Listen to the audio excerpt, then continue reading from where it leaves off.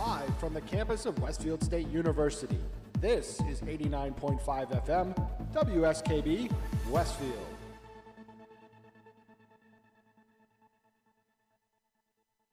Support for the community programming of WSKB is provided by Westfield Bank. For more than 160 years, Westfield Bank has been an important community presence and commercial leader in the Pioneer Valley. With convenient full banking services in Westfield, West Springfield, East Longmeadow, Agawam, Feeding Hills, Springfield, Southwick, as well as Enfield and Granby, Connecticut, visit us on the web at westfieldbank.org.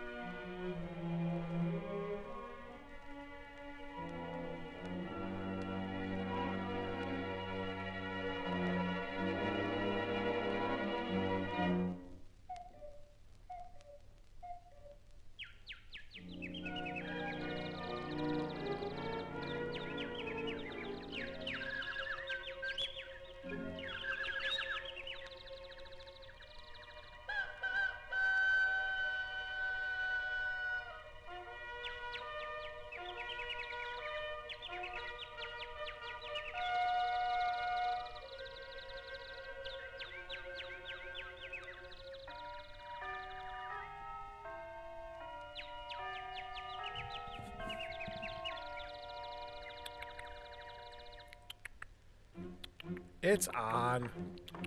It's on? Yes. Is this thing on? Yes.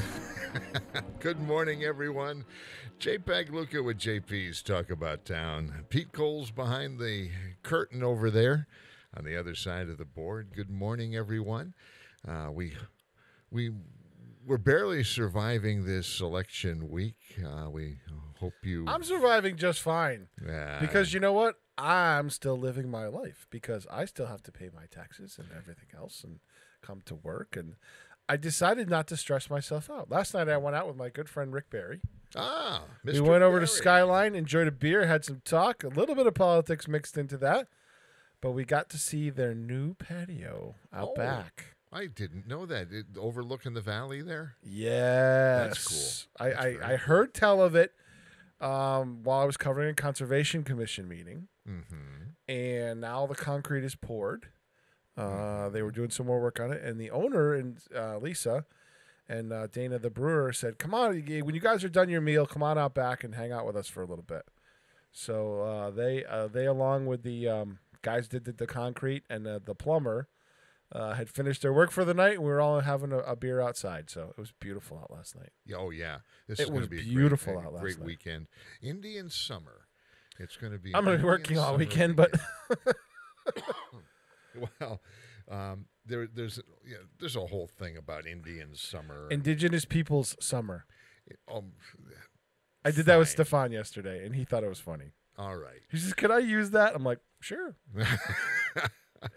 Well, there's many stories about how Indian summers came about. You know, and in actuality, it was a ploy by the Native Americans back in the day. What they would do is get their enemies fooled into thinking that, oh, it's warm weather, it's a good time to come Attack? out and attack our enemies. And meanwhile, the Indians would lie and wait until it got cold and then attack them right back. So then I did not know that. actually, an Indian summer is a period of unseasonably warm, dry weather that sometimes occurs in autumn in temperate regions of the northern hemisphere during That'd be us. September to November. Yep. Yeah, It's a late one, so I still think we're going to have a bad winter. Now, why is it called Indian summer? I still don't know. So I think it had something to do with the end of the growing season. that could be. Yeah, Yeah. that could be. One last warm up to pick your vegetables and things like that before the end of the growing season. Yeah. But you know, anyways. it is nice to have a warm day to spoil us before the winter sets in, and I do hope it's going to be an unseasonably cold winter. I like. You're due for one, right? If It's winter been is warm lately for you. winter doesn't seem like winter unless it's like incredibly cold and it snows all winter long. The superintendent would have issue with that. Why? Because he hates the snow. No, what he hates is having to wake it up might early. Snow. No, what he hates is it might snow. Yeah. Because nobody's happy with whatever decision he makes. That's true. That's absolutely true. Of all the things he does and has to deal with, that's got to be the worst. All right, so golden age of radio today. Let's jump right in because I got a Burns and Allen I just found Do you now? from May 29th, 1940, and the title is "Sweeping into Office." Funny It political must be. stories. It has must to be be. good. Let's see if we can find a handful of funny political stories to put a smile on your face this morning. This is JPEG Luca. That's Pete Coles. And here is George Burns and Gracie Allen. Hello, Shinmar fans, the Heinz Honey and Almond Cream Program.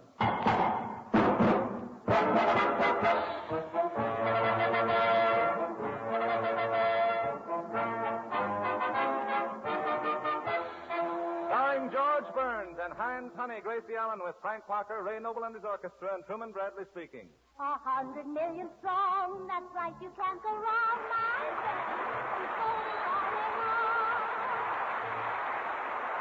Thank you. Thank you very, very much. Hello. Well, I'm very happy to be here on Treasure Island at the San Francisco World's Fair. Oh, so am I. You know, I've met all my friends. You know, George, I was born in San Francisco. As a matter of If I fact... were you, I'd keep it a secret. Well, that's right, George. You know, as my daddy said when he first saw me, why bring that up? Well, then, let's drop it. Yeah, he did. Want to feel puppy? Yes, I'd be glad to. It's my life's ambition. You know, my whole family lives in San Francisco, but my daddy lives with my uncle in a house across the bay. And he commutes, huh? Yeah, every 10 years. That's very interesting. He's an old-fashioned man. I know. One old-fashioned after another.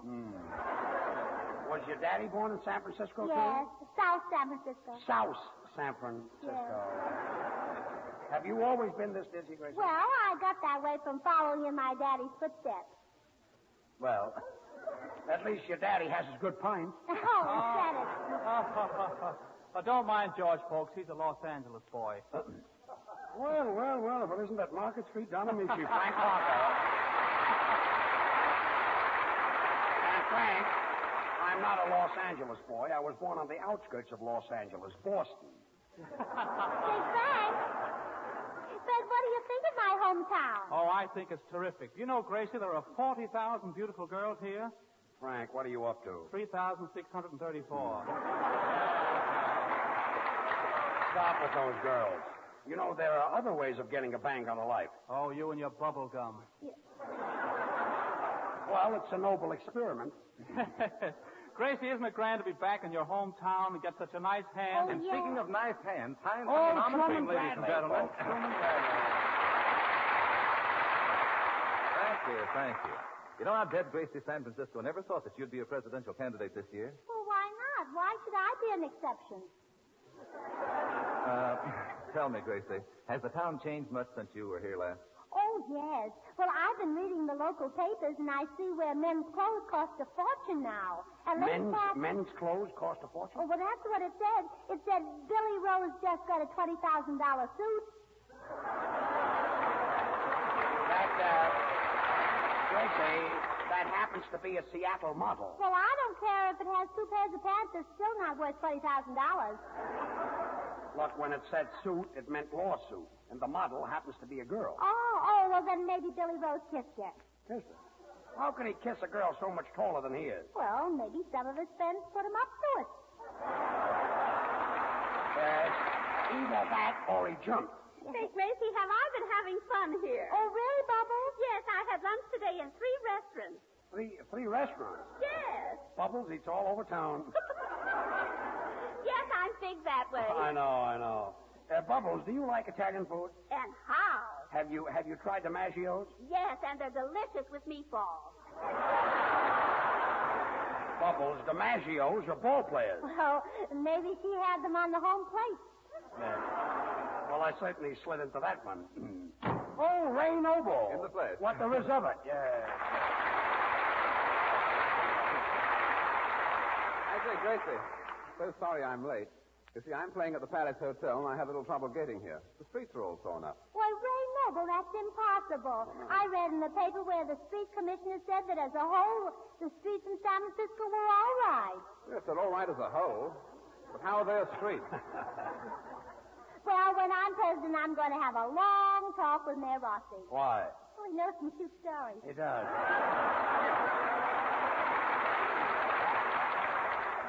And Grace, I was going to pick you some flowers here at the fairgrounds, but there was a sign there that said, "Do not pick the flowers." Oh, well, that's all right. So I picked the sign.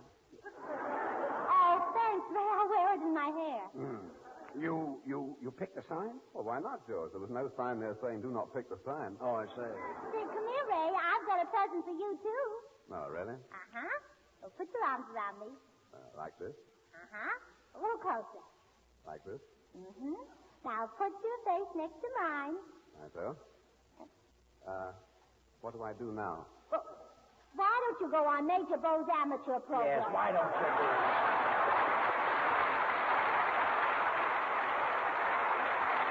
Hurry up, folks.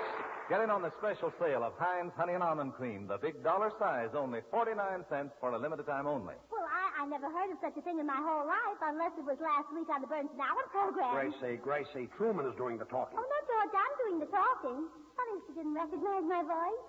Now, let's see, where was I? Oh, yes. I was at a toilet goods counter, and I plunked down 49 cents, and what did I get? Why, the big dollar size of Heinz Honey and Almond Cream. Less than half price. And I saved 51 cents on the spot. And then and there, I made up my mind that I'd save 51 cents every day just by buying Heinz big dollar size for only 49 cents. Oh, and Georgie, what do you know? I got my autograph on the Heinz bottle. And that's why this Heinz 49-cent special is called the Heinz Autograph Bottle. You get more Heinz Honey and Almond Cream for your money than ever before. And in addition, you get a Gracie Allen autograph right on the bottle, and it's detachable. Even at its regular price, this dollar-size Heinz is famous as the economy bottle.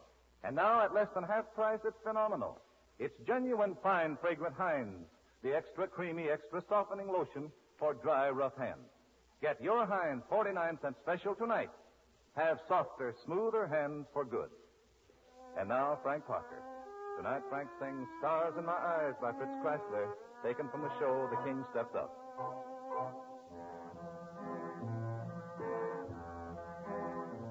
My song has wings, eternal springs, no longer but a dream.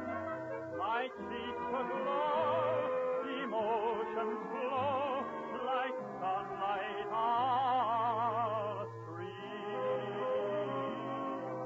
My step is gay along my way, the roses bloom at my feet. My love reigns, my being changed, my life is now complete. Stars in my eyes, tell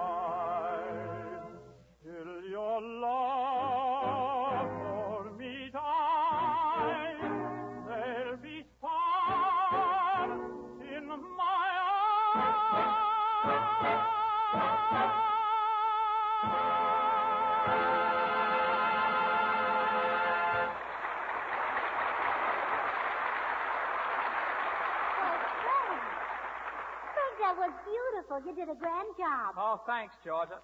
Wait a minute, Gracie. George is supposed to say that. Well, he's outside phoning. Well, that's funny. Who does he know up here that can lend him a nickel? Gracie, how do you like it here on Treasure Island? Well, Truman, it's pretty enough to be a fair. It is a fair, Gracie, and it's called Fair for 40, and it is beautiful. So is George. Beautiful? No, fair for 40.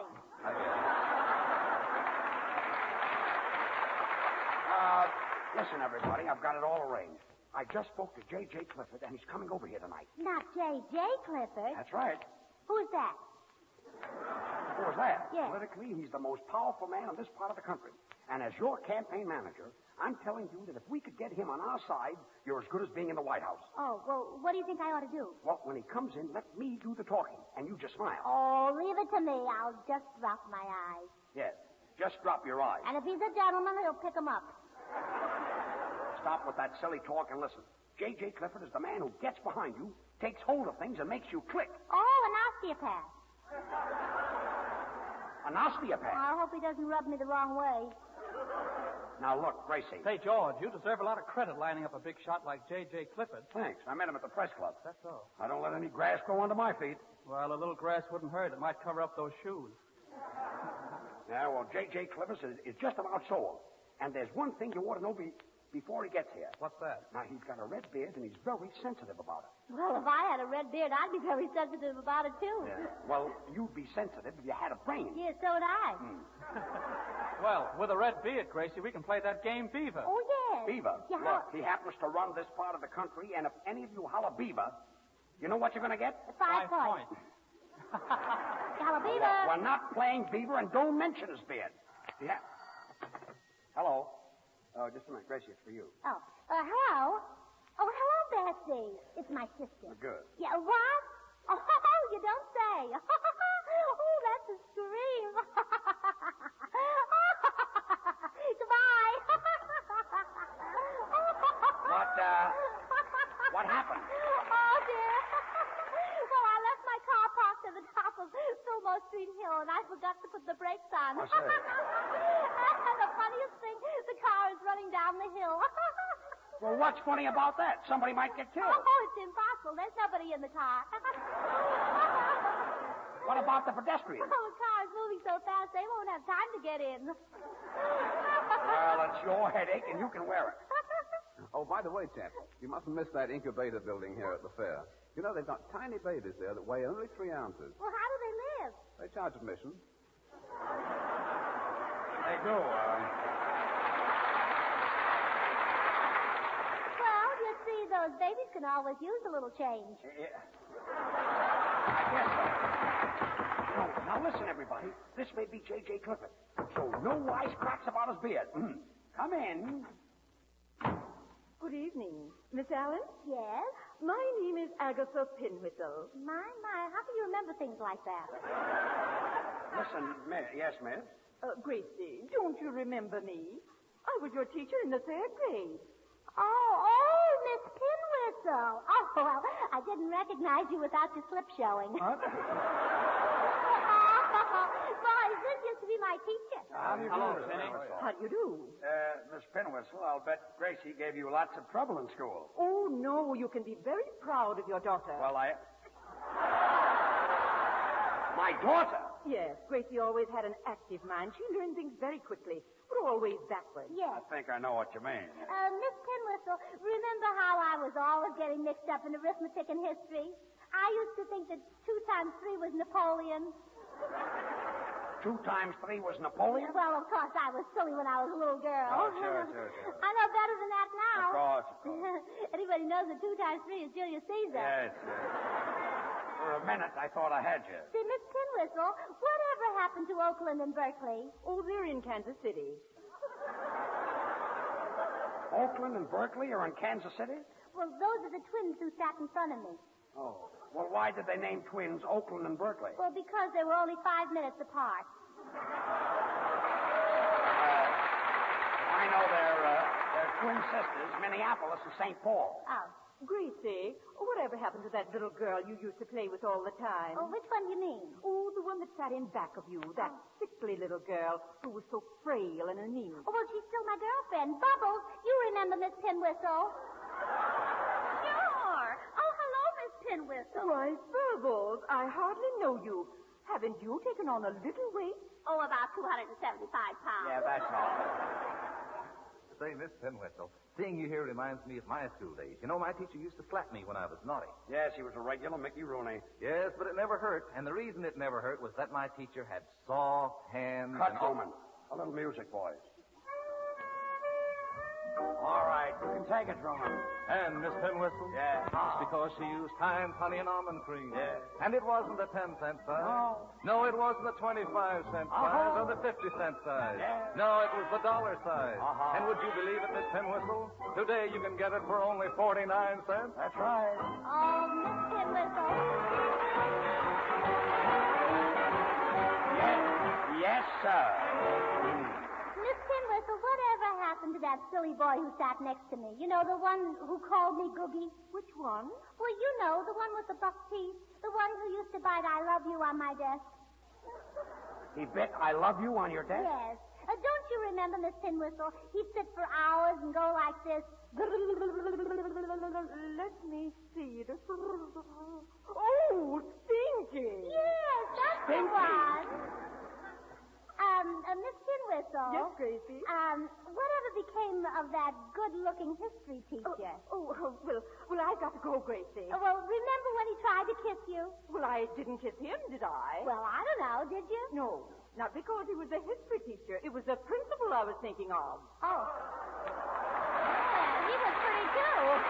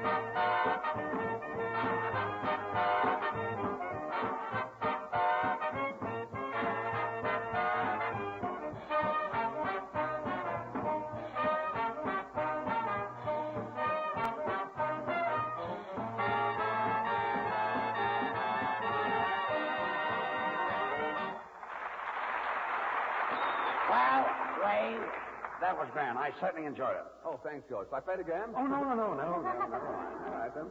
Oh, by the way, Gracie, right after the broadcast, how about you and me being my guests at Billy Rose's Aquacade, huh? Well, I'll be glad to go once, but I've been there again. Well, that's smart fella. You know, I was there the other night, and Johnny Weissmuller is really a swimmer. He starts out with the Australian crawl. George, have you ever seen the San Francisco crawl? There's no such a thing as the San Francisco crawl. Oh, no? Did you ever try to drive down Market Street at 5 o'clock? Well, anyway, that speed of Johnny Weiss Willis is great. Oh, yes, he's fast. You bet. I saw him last night, too. Did you see him go into all those dives? See him. I was with him. To me, Dan. He's a good dancer. Oh, now this is probably J.J. Clifford. Now remember, Frank, and that goes for everybody. No wise cracks about his red beard. And Gracie, be on your toes. Yeah, Your I will. whole campaign depends upon this. Yes. Come in. Is Gracie here? Well, I'm Gracie. Who's this? Don't you remember me, Gracie? I'm Rollo. I used to go to school with you. Why, Rollo, how you've changed. Yeah, I've grown. I've got on long pants. Oh, so have I grown.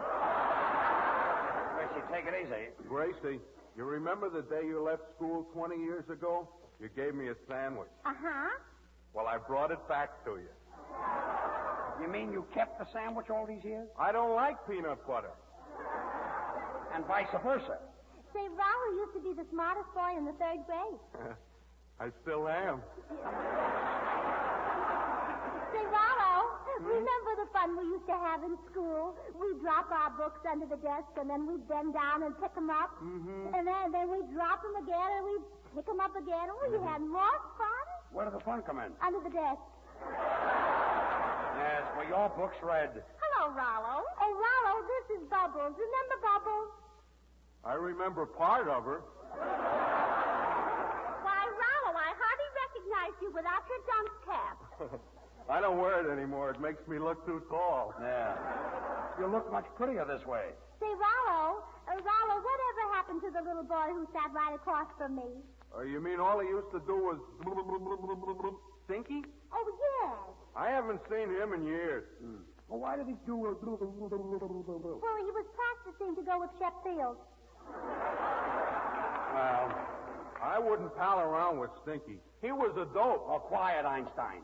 Gracie, who is this fellow Ray Noble who always wants to be alone with you? I'd like to punch him right in the nose. Now, look here, I resent that, old boy. I'm Ray Noble, and if I want to be alone with Gracie, I'll be alone with her. Yeah, what about me? No, I'd rather be alone with Gracie. Oh, isn't this fun? I've got 2 men fighting over me. And look here. I say, if you'll step outside, I'll repulse you. Oh, yeah? Then I'll repulse you. I'll repulse you first. And I'll repulse you right back again. What's going on here? Well, these boys are really repulsive. You said it. And boys, step outside. Who'll hold my coat? All right, I will.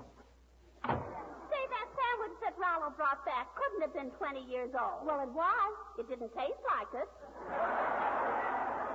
Bubbles, you ate a sandwich that was 20 years old? Oh, why shouldn't she? It's too old to be outside. That's nice because the sandwich in there will meet a lot of nice pickles. Yeah. Yes. Now listen, everybody. This must be J.J. Clifford. And remember, no jokes about his red beard. Come in. Yes. Quiet, quiet. How do you do, Mr. Clifford? How do you do, Mr. Burns? Quiet. Mr. Clifford, this is Gracie Allen. What are you laughing at, Miss Allen? Oh, if I told you, Mr. Clifford, would your fuzz be red? She means this is the first time she's met you. She has an impediment. Oh, yes, yes. Miss Allen, no doubt Mr. Burns has told you I'm in a position to sweep you into office. Well, thanks. You've got just the face for it. Well, not to change the subject, Mr. Clifford, but I want you to meet Bubbles and Truman Bradley. How do you do? And this is Frank Parker. Beaver.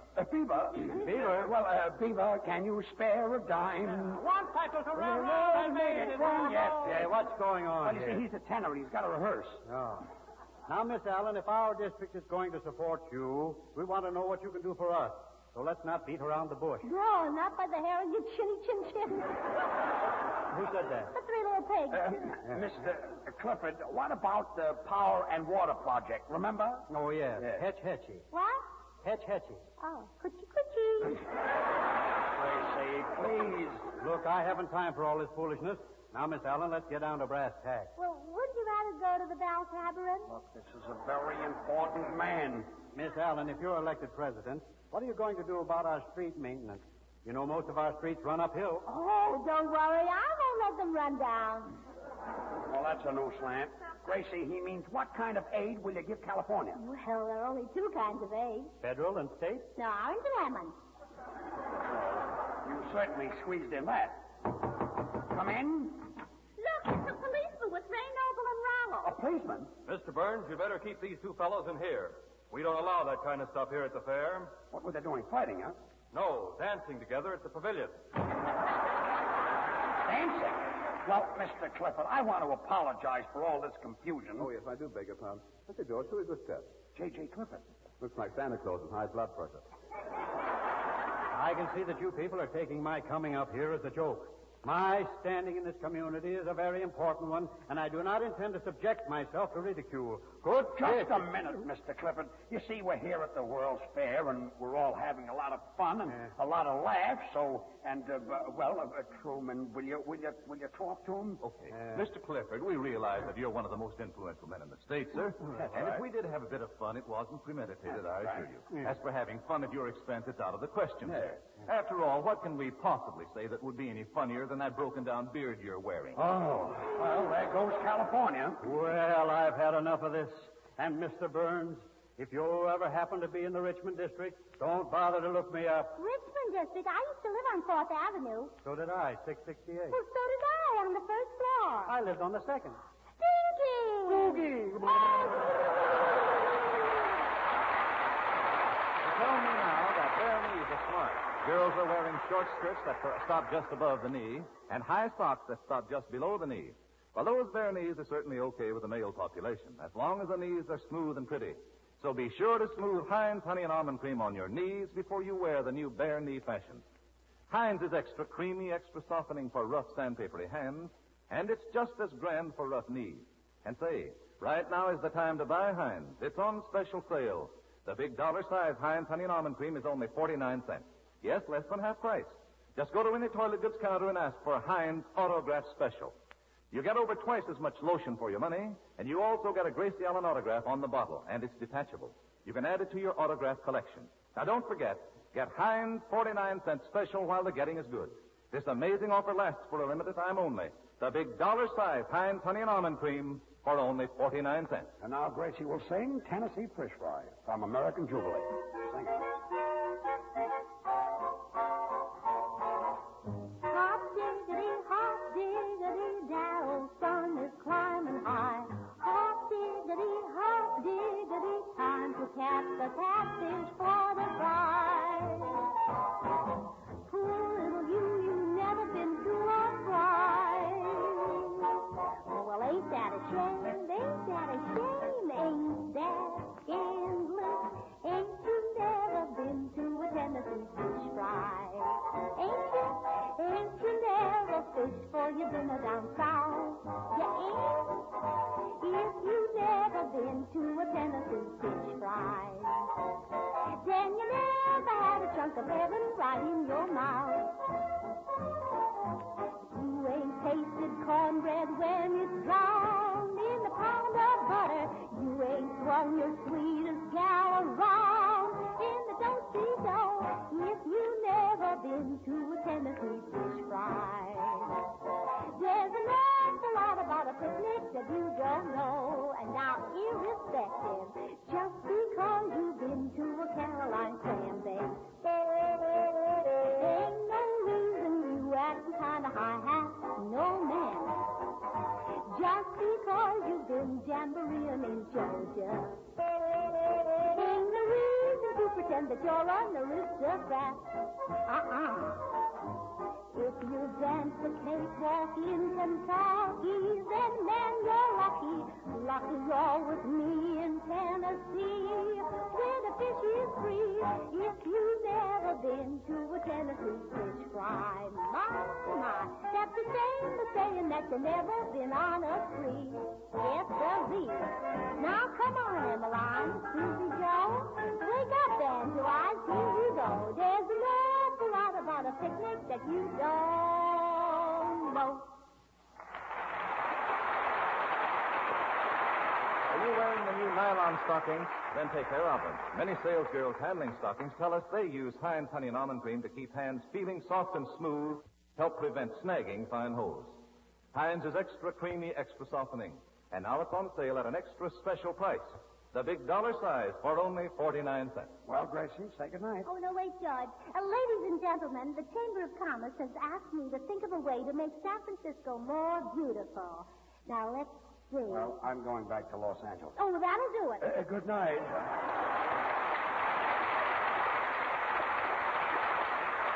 We're lucky to live in a country where we can sing freely, talk freely. So let's stop a moment. Thank our stars, we're Americans, and give a thought to the poor and fortunates abroad.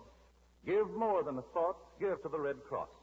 Help the Red Cross rush relief to the helpless women and children caught in the grief of war. Send a dime or $1 or more if you can to your local Red Cross chapter. Thank you.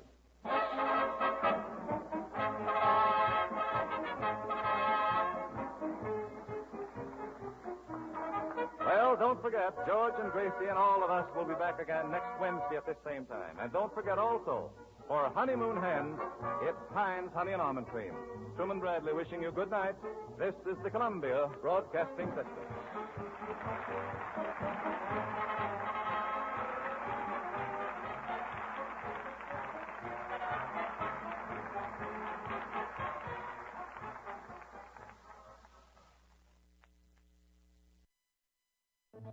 Live from Studio 120 at Westfield Technical Academy, this is WCPC Channel 15 and 89.5 FM, WSKB Westfield. Here is Our Miss Brooks, starring Eve Arden.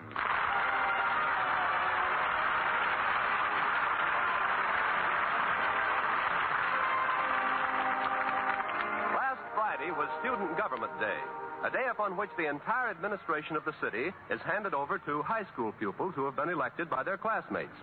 Well, ordinarily, our Miss Brooks, who teaches English at Madison High School, would have very little to do with this event. But unfortunately, Miss Johnson, the civics teacher, took ill on Thursday, and our principal, Mr. Conklin, suggested that I take over her class. Of course, I didn't have to accept the assignment. I just figured that teaching is better than being totally unemployed. In some states, it's better. At any rate, I conducted Miss Johnson's civics class on Thursday, and on the subject, what would I do if I held public office, the class and I had quite a spirited discussion.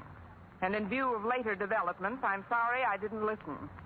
But Friday morning finally rolled around, and the entire student body and faculty gathered in the assembly hall to hear Mr. Conklin officially proclaim it Student Government Day.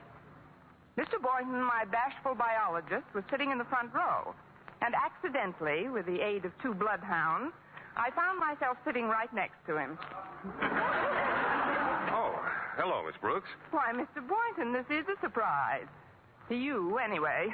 I didn't see you sit down. I believe I left my notebook on that seat. It's just some lecture notes on the North American porcupine. Oh, sorry, Mr. Boynton, I didn't even notice it. He must have pulled in his quills. Here you are. Oh, thanks. I'll just hold it in my lap. Why don't we let the notebook have the seat and you could hold... No, not in school like that. You know, Miss Brooks, something just occurred to me. We're always sitting next to each other in assembly. Fate seems to be throwing us together. Compared to my throwing, fate is a sandlot pitcher. But perhaps you're right, Mr. Boynton. Maybe we should give fate a helping hand. I'm free for lunch today. How about you? Or would you rather ask me? Or am I being too subtle? Oh, darn that bell. I'll have to get him in the next round. Students, faculty members, and honored guests. First of all, as your principal, I would like to announce that because this is Student Government Day, school will be suspended. Please, please, please. I sympathize with your disappointment. As you know, Student Government Day has been tried successfully in many other communities, and I have always been ready to experiment in any progressive plan to foster good citizenship. That is why you see before you on this platform our honored guest, Mayor Rimson. Now, Mayor Rimson, would you care to say a few words? Of course not. He only brought those 9 pages along to put his gum in. Thank you, Mr. Conklin, for your generous introduction. As I look out upon this ocean of young, eager, intelligent faces, a tide of emotion swells up in me. I'm getting a little seasick myself. And as I think of the glorious future which this community can look forward to at the hands of these youths, I am deeply touched. I have always been well informed on the affairs of young people. He ought to be. He's kissed so many babies you can't see his tie for the pablum. And so it is with considerable pride that I now inaugurate for the first time in this community Student Government Day. Therefore, without further ado, it is my pleasure to introduce to you your duly elected mayor, Miss Harriet Conklin. You may applaud now. Thank you. My constituents, friends, and Mayor Rimson, I intend to show this community something new and different by making my term of office a clean and honest administration. Well, now... We will not tolerate graft and corruption. We know. Thank you, Harriet Conklin. As Miss Brooks said in our civics class yesterday, the racketeers must go, no matter what politician is protecting them. Oh, that Miss Brooks certainly is a card. That will be all, Harriet. Did you really say that in civics class? I don't know. I wasn't listening. Mayor Rimson, allow me to apologize for my daughter's enthusiasm. She was obviously referring to the aims of city government in general, without realizing that those aims have already been attained in our community. Of course. And now, it is my extreme pleasure to introduce the student who has been elected your chief of police, Walter Denton. Thank you, friends. As your incumbent police chief, I cannot re-emphasize too forcefully the remarks Miss Brooks made in civics class yesterday. To wit, every crook and grafter who has been mulcting the city treasury of funds has got... Thank you, Chief of Police Walter Denton. I haven't finished my speech. Oh, yes, you have, Denton. But Mr. Conklin, as Miss Brooks said just yesterday... This is not a symposium on the memoirs of Miss Brooks. Or maybe it is. Miss Brooks, you here? No, I couldn't make it today. What's that? Oh, there you are. Before we go any further, isn't there something you'd like to say? Yes, sir. Is there a doctor in the house?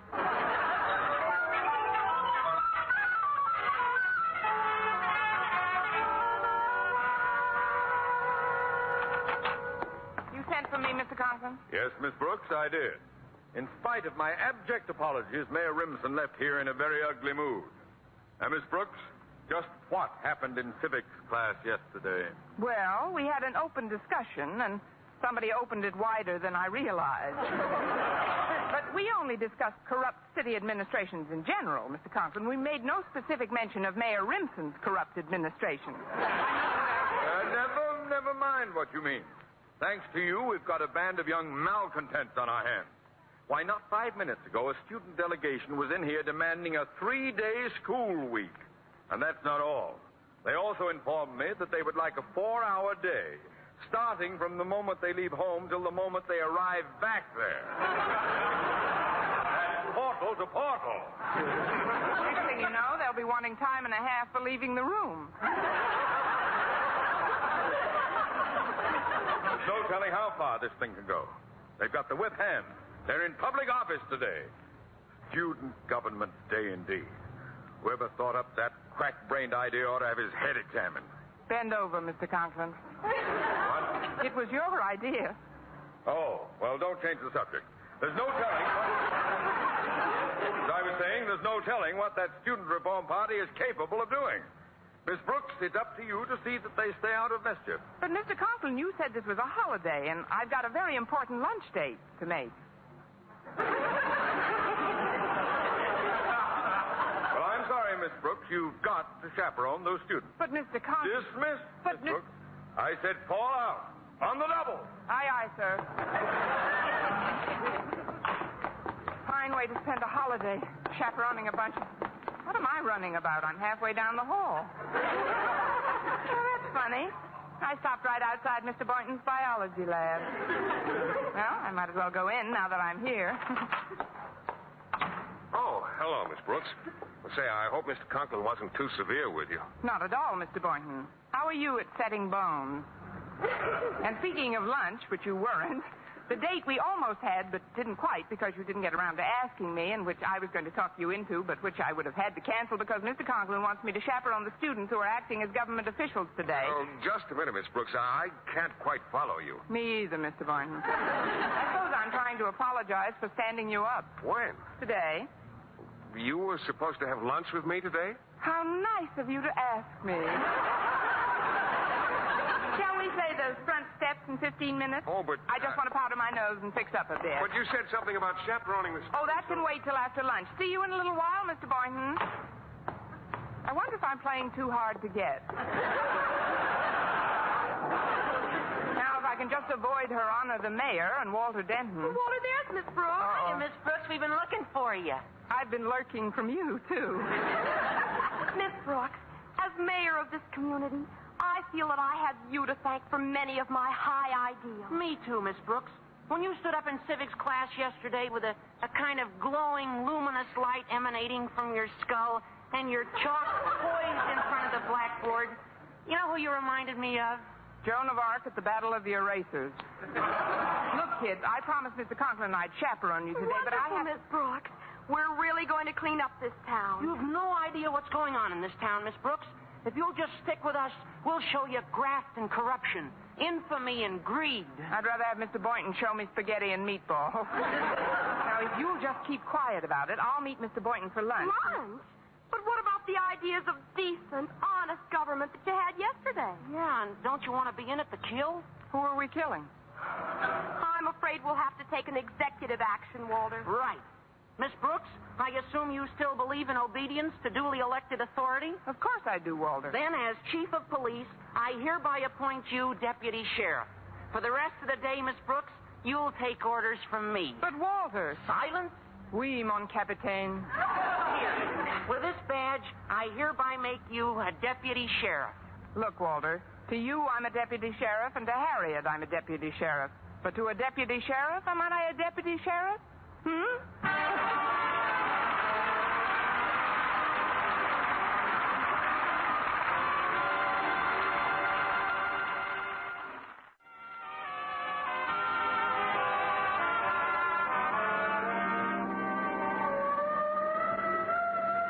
better pull over, Walter. Why, Miss Brooks? Oh, the siren. No, that's on our car. I put it on this morning. I don't want to see insubordinate, Chief, but just where are we going? To the Jackpot Amusement Company's warehouse. We've been watching the place for weeks, Miss Brooks, in preparation for today. And we've seen truckloads of slot machines delivered there. Slot machines? Sure. The kind they put in the back of candy stores where little school kids can spend their lunch money in a futile effort to get rich quick. You know, where you pull a lever and try to hit as many bumpers as possible. Oh, the game I play in my car. Bad. It's the one-armed bandits that keep the kids broke. Oh, they're all fixed. Fixed? Sure. If a machine pays back more than 5 cents on the dollar, they break its arm. Here we are, the Jackpot Amusement Company. What are we going to do here? We're going to raid the place. We three? No, there's another bunch of kids coming any minute. You see, the fire commissioner had to go home and change his pants. He tore him sliding down the pole at the firehouse. Well, are you all ready, men? Speaking for some of us men, no. Now, when I blow my police whistle, we'll charge. Sorry, I don't have an account here. Let's go. I'm with you, Walter. Oh, now, Walter, Harriet, listen. Let's go to a movie. Open up in the name of the law. Are you going to open up, or do we have to break it in? Walter, please. Stand in back of Miss Brooks, Harriet. Oh, fine. Now they're going to use me for a battering ram. What's going on out here? Trick or treat. What's that? Are you one of the employees of the Jackpot Amusement Company? What if I am? You're under arrest. What? Miss Brooks, you're a deputy sheriff. Arrest this man. Pull over to the curb, bud. Look, lady, I'm a busy man. Why don't you just take your kids over to the playground and shove them down a sharp slide? Now beat it. Oh, resisting arrest, eh? This may go hard with you, my good man. What's going on here? Who blew the police whistle? I did. Officer, arrest this man. What did he do? You try to get fresh with you, lady. No, and that's the story of my life. And what do you want him arrested for? Yours not the reason why. As your chief of police, I gave an order. Your duty is to obey. How does that go again, Sonny? You heard him, officer. As mayor, I decree that you arrest this individual. Now, let me get this straight. You're the mayor, and he's the chief of police. Ah. Who are you, lady? I'm Joan of Arc, and stop breathing on my armor. I do not wish to be rude, but I have to go in now. You see, I am Little Miss Muffet, and I have to go sit on my tuffet for a while. This is your last chance, officer. Arrest that man in there, or tomorrow you'll be pounding a beat in a swamp. Oh, pounding a beat in the swamp, is it? Do you realize this is insubordination? Oh, insubordination, is it? You've just got to arrest that man. Oh, arrest that man, is it? This is getting monotonous, was it? Look, folks, why don't you all run along and we'll forget about the whole thing? Oh, that settles it. Miss Brooks, arrest this policeman. Arrest this policeman, is it? Now, don't start that again. Will you go quietly, or do I have to use the bracelet? Take it easy, lady. We'll settle this in a minute. That doesn't frighten anybody. I got one of those, too. Good for you, Sonny. Some people don't seem to be familiar with the Constitution of the United States, which says, we, the people of the United States Or of for America, that matter, the in order to Declaration form of a more Independence, perfect union, says, establish justice. Little Jack Horner sat in the corner eating his Christmas pie. He stuck in his thumb and pulled out a plum, and along came the Black Mariah.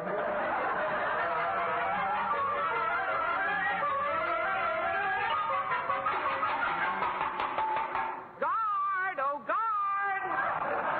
That's no use, Miss Brooks. He won't even listen to us. Let me call him. After all, I'm still mayor. Fine mayor. She's been in office 6 hours, and the whole administration's up the river. Much your fault as mine.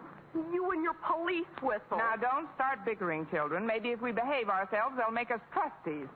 Hello out there. Oh, guard. Jailer. Turnkey. Shut up! My, what ill-bred screws.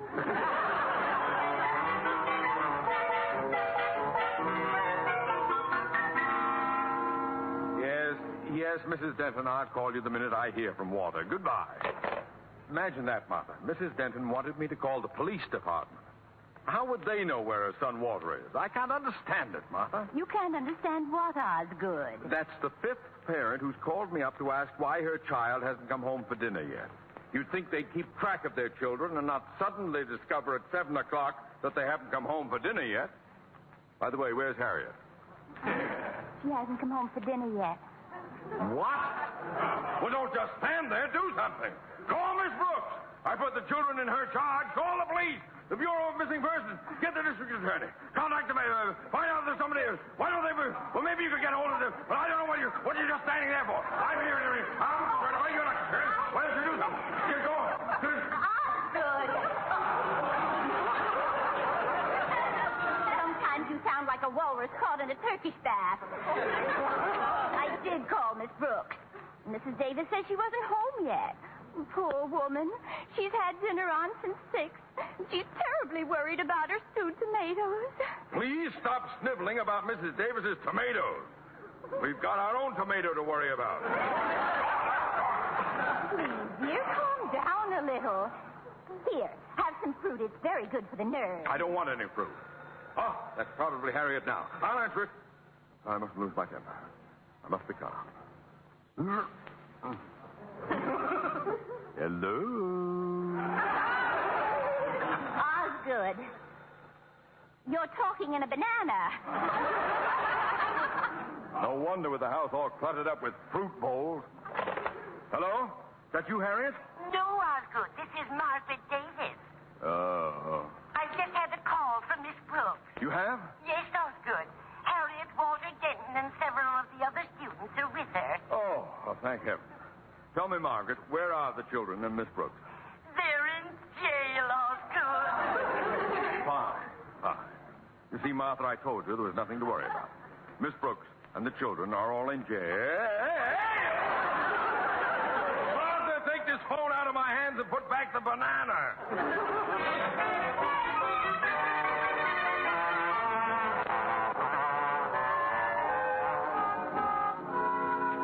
Here are the prisoners, young fella. You may talk with them, but don't try to pass anything through the bar. Oh, thank you. Where's Mr. Boynton? Hi, Mr. Boynton. We've been framed. About that luncheon date, I don't think I can make it. What is all this, Miss Brooks? Haven't you heard? We're celebrating Student Convict Day.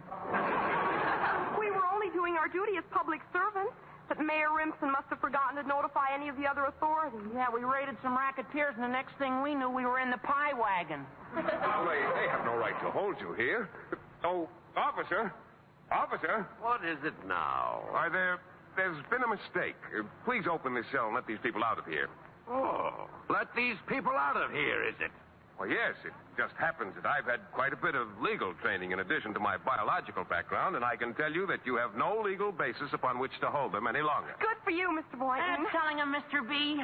And furthermore, I'm sure you don't want to get into any trouble. Oh, I don't I? Tell him you'll have him pounding a beet in the swamp. If you persist in this belligerent attitude, you're liable to be pounding a beet in a swamp. That's done it. I knew you'd see it my way. At last, Mr. Boynton, just you and I and the children. Sir,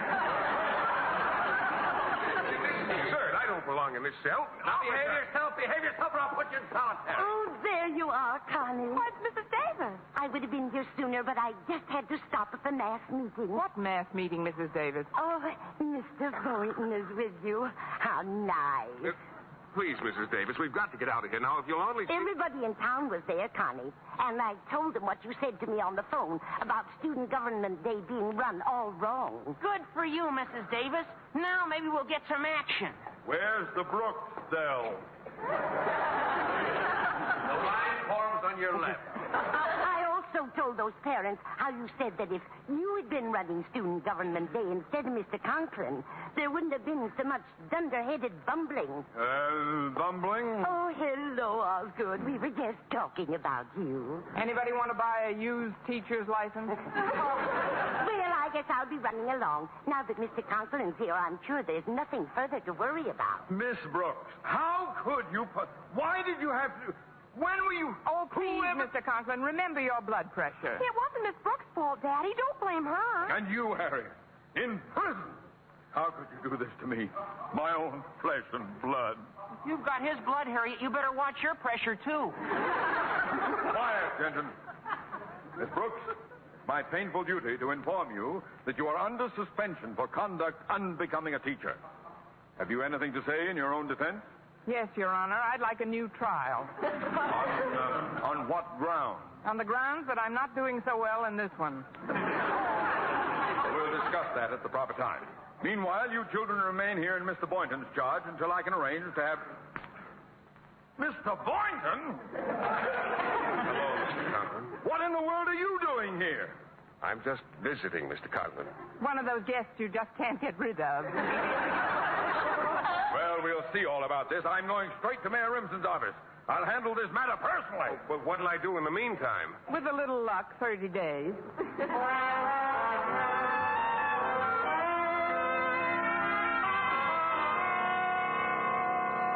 You've done a lot for me, H.J., but I can't understand why we're dumping this slot machine deal. Because it's too hot, Mayor. Besides, our cut ain't big enough. Also, the people are up in arms. The people? What do they know about it? Ed, I'm surprised at you. What do my initials stand for? H.J., Honest Jim. I'm the people's friend, Ed, and we got an election coming up. We can't afford to let the people get upset, or the first thing you know, they'll start thinking for themselves. And then where are we? Okay, Jim, okay. I'll have the jackpot company get rid of those machines right away. No, I've got a better idea. Ed, you're going to make yourself a hero with every parent in this community. Huh? You're going to let the kids do this job, the kids who were elected to public office for this one day. Wonderful, Jim, wonderful. I'll call all my department heads, and I'll tell them the students holding office that I have complete authority. Fine, Ed. It's democracy in action. That's what it is. Yes, sir, democracy in action. And Mayor Rimson is solidly behind it. Until after election.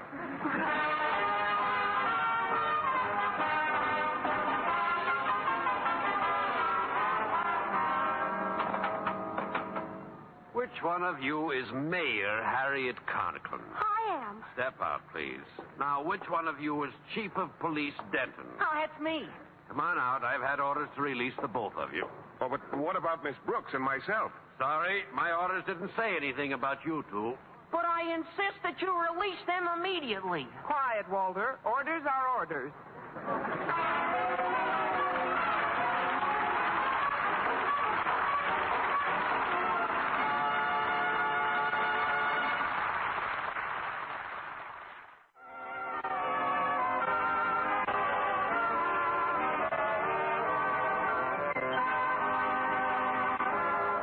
And now, once again, here is our Miss Brooks.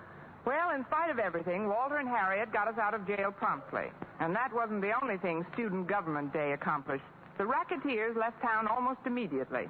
In fact, the very next day, Walter took me out to the Jackpot warehouse for a last look at the place. Pretty deserted now, isn't it? Yes, it is, Walter. Let's go in and see if they've cleaned out the slot machine. I'm going to look around in back, Miss Brooks. Go ahead, Walter. Hey, here's one of those nickel machines. What a racket. Naturally, 2 lemons and an anchovy. If I've said it once, I've said it 1,000 times. Crime does not pay.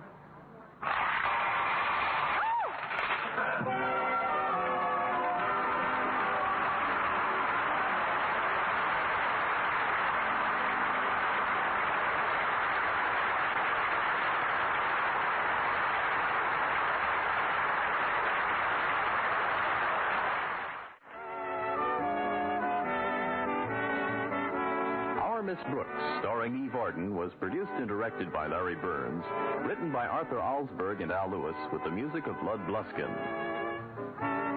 Mr. Conklin was played by Gail Gordon. This program came to you from the Frankfurt studios of the American Forces Network Europe and was prepared for rebroadcast over this network by specialist Ed Barron.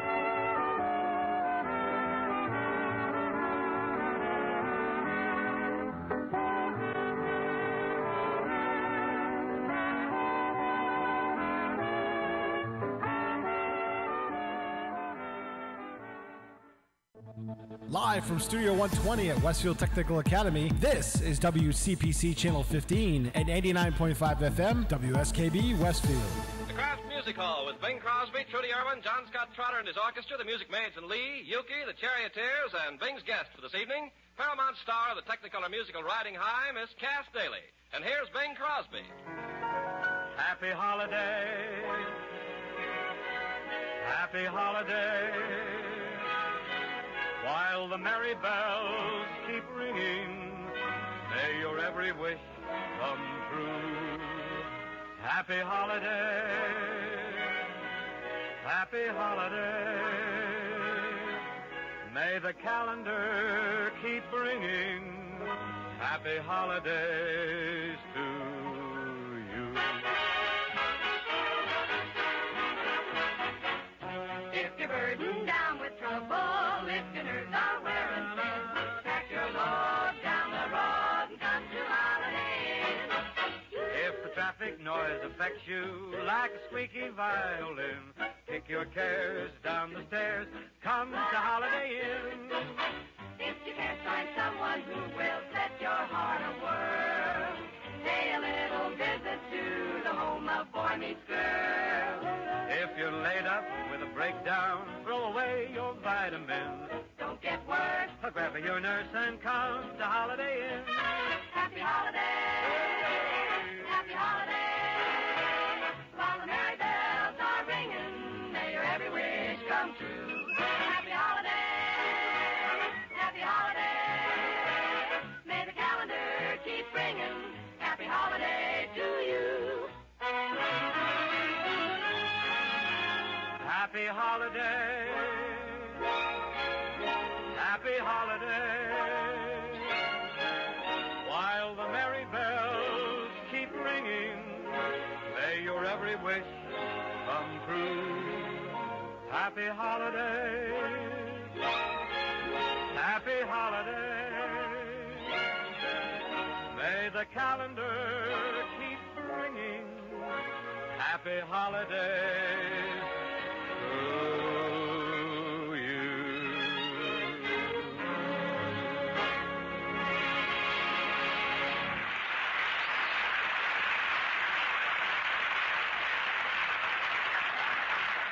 This is the Old Craft Music Hall, friends, battle station bound for spots all over the world where men and women of the United Nations are using American munitions and material to win with. Most of that stuff has to be wrapped for shipment. A great quantity of it is wrapped in paper. Paper's getting scarcer. It's tough to produce enough of it because of manpower shortages. So the drive is on to conserve and to save paper. Save all kinds of waste paper, cardboard and corrugated paper. Don't burn it, bundle it up and turn it into the salvage agencies. And even if you've collected paper before, no matter how good a record you've made, this time beat it. No matter how much you saved last week, this week beat it. Hey, I'm back. Beat it. Hey, please. No, this is your last chance to be nice to me. The old year's on the way out. Would you care to accompany it? Hey, there you go again with those innuendos and implications. Those are hard words, Yuki. Yeah, but I pronounced them, didn't I? Just barely. Seriously, Bing, why don't you treat me as a pal and a friend? Make out I'm another Bob Hope. I don't think the world is ready for such another. Well, just give me a chance. I can show you I can be a model friend. You really think so? Try me. Go ahead. Introduce me to a model. I don't want to overmatch you. Well, let's forget the old year. Go on. Even though in 1943 you and I did have a large measure of success, especially you. Yuki's right, though, Bing. Think so? Yes, each parting year does bring memories of the past. Gee, do you remember the time we all went to a preview of one of your pictures? Yeah, and somebody pushed me out of the balcony. Yes, but I hated myself in the morning. You know, I guess I've only got one real friend here, John Scott Trotter. That's right, Yuki. I'll stick to you through thick and thin. Check with me when you get to thin. Say, what are your happiest memories, Mr. Trotter? I like to close my eyes and think back to 32. 1932? Waistline 32. No. Leave it. Yeah. I guess I'm too sentimental. Bing, do you remember all the times you invited me over to your house? I remember all the times you just dropped in. Well, I just wanted to be your friend. You know, one friend is worth 1,000 strangers. True. So, what's the chances of me being your friend? 1,000 to 1. Look, after all, Bing, it's just one more day till New Year's Eve, you know. Should old acquaintance be forgotten? What do you mean? I'm an old acquaintance. You're forgotten. Well, don't say that. Say, how about let's all get together on New Year's Eve and sing Old Lang Syne? How about you, Mr. Carpenter? I think I'm going to be sick. Oh, too bad. Say, how about you, Miss Irwin? Well, I'll be busy that evening, Yuki. Oh. Well, how about you, Mr. Trotter? Likewise, I'm sure. You, Bing? I'm sorry, old man. We're opening up a case of cooking sherry. Yeah, I get it. Well, just get the whole thing. Oh, now, you I didn't think... Don't take it so hard. I'll tell you what, as long as we're all here now, why don't we get together and sing Old Lang Syne right here? Well, gee, that's swell. Let's give a lick and a promise to it, huh, for the kid, huh? Ready? Old acquaintance be forgot and never brought to mind. Should old acquaintance be forgot and never mind. Why are you crying, Yuki? I'm so happy. Happy about what? Happy we won't all be singing like this New Year's Eve. It'll kill my whole night. Well, dry your eyes, son. Pull yourselves together as Trudy and I delve into a bit of a duet here.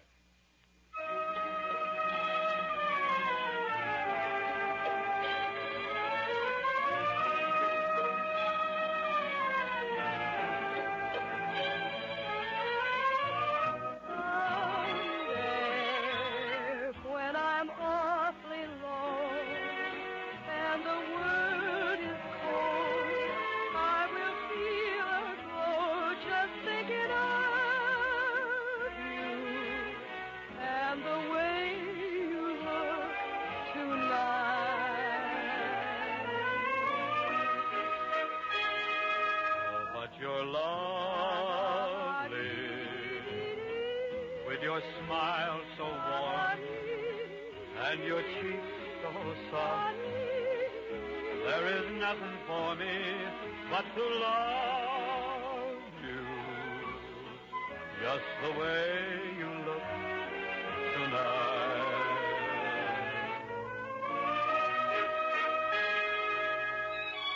With each word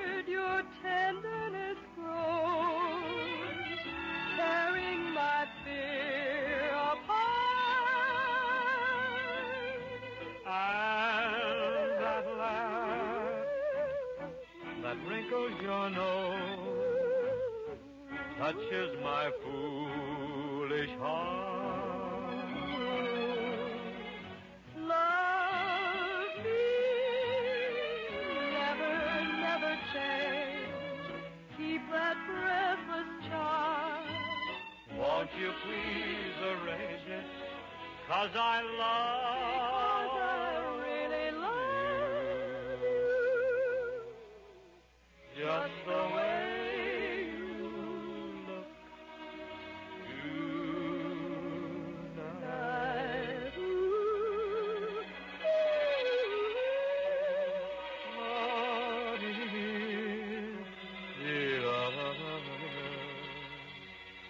Just the way you look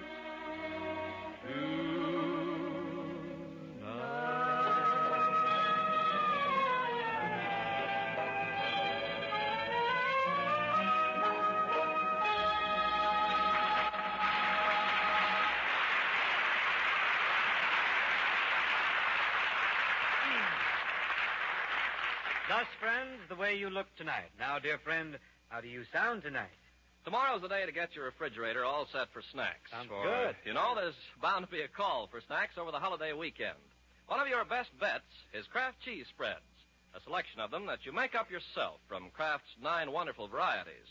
Take your pick of pimento, olive pimento, pineapple, Roca, Old English, Limburger, Relish, American, or Pimento American spreads. Get a box of crackers and some rye bread, too. And then let the folks come. Let them drop in at any hour, for you're all set for refreshments. Any Kraft spreads left over from the weekend festivities will come in handy for nutritious luncheon sandwiches next week, so the few points you put out will be well spent. Remember tomorrow, Kraft cheese spreads. Say, Jack, do you know who's beat to his sock? Who's that, man? Nobody but me. What's the matter, Bub? Been loading up a tanker all day long. Convoy's supposed to shove off soon. You know one thing, Jack? You ought to keep your big mouth shut. Now, my advice to you is... What? Don't talk too much. Don't know too much. Jack. Don't be too hip, 'cause the slip of the lip might sink a ship. Don't see too much. Don't try too much. Boy.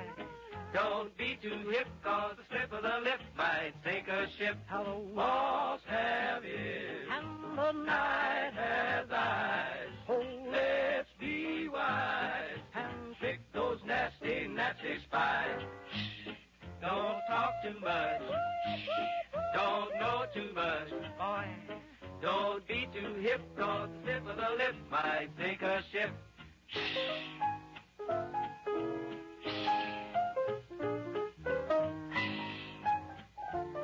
And the slip of the lip might sink a ship.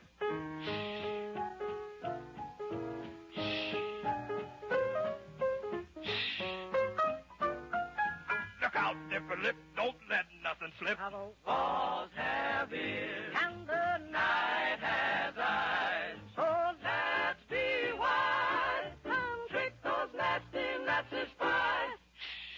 Don't talk too much. Don't know too much. boy. Don't be too hip, 'cause the slip of the lip might sink a ship. Don't talk too much. Don't know too much. Be like King Tut. No, he won't talk, 'cause that guy's dead. So keep your big mouth shut.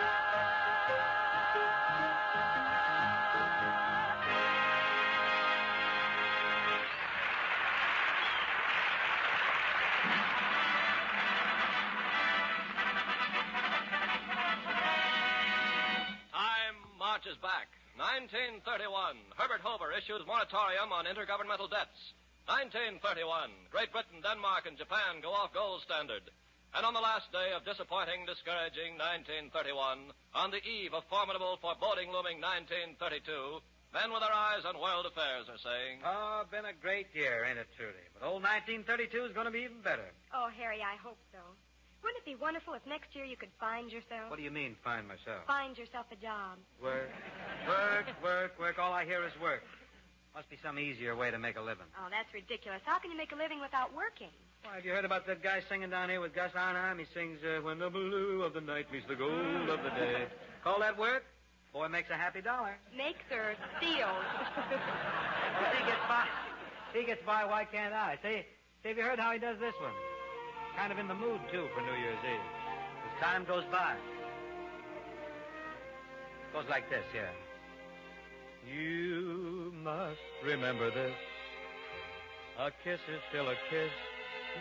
A sigh is just a sigh. The fundamental things apply as time goes by. And when two lovers woo, they still say I love you. On that you can rely.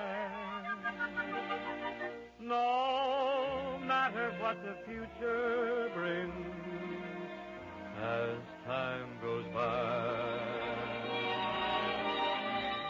Moonlight love songs never out of date.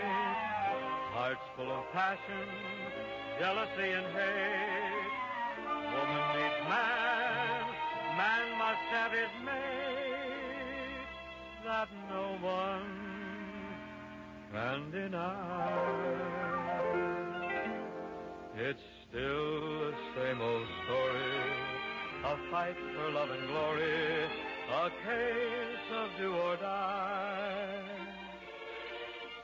The world will always welcome lovers as time goes by.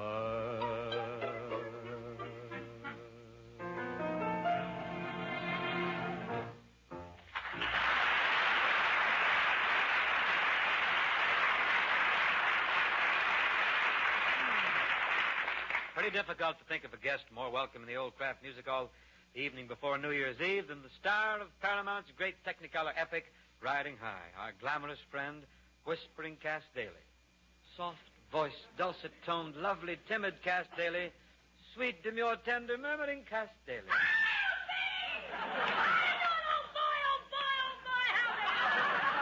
Glory, Cass Daly. You know, Bing, I'm really proud this evening. What goes, Cass? Especially after what you said about saving waste paper. You been picking up much? No, but I keep winking at them. I was referring to waste paper, Cass. Well, Bing, you know, when it comes to waste paper, Cass is your lassie. So? Sure, you see, I just got the award. What award? Miss Waste Paper of 1943. Make you feel very proud, Cass. Oh, not necessarily. They gave me the title even before I started collecting. But you are collecting waste paper now, huh? Oh, sure. Got myself a wagon and everything. You'll find my paper wagon with my name on it in front of your house every morning. Every morning? Oh, sure. It's got to be there every morning. It says on the wagon, daily paper. That's very good. I shall rise with the birds tomorrow and await your merry call.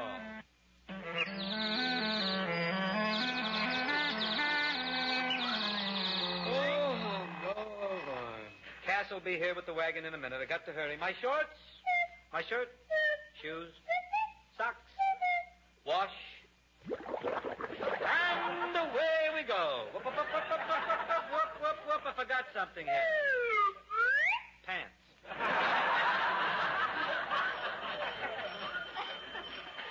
Who's there?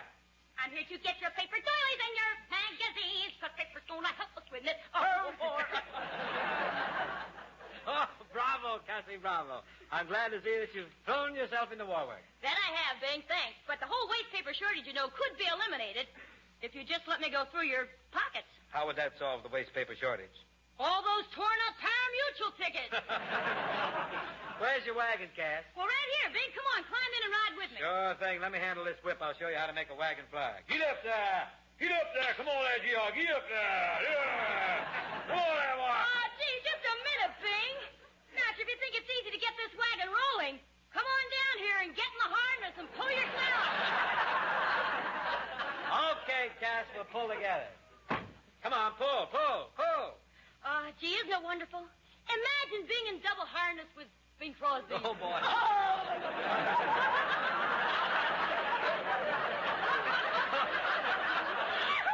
What's the first stop, huh? Well, you know, Bing, I've got one deal deal on for waste paper. Yeah? And if it goes through, I won't have to pull this wagon anymore.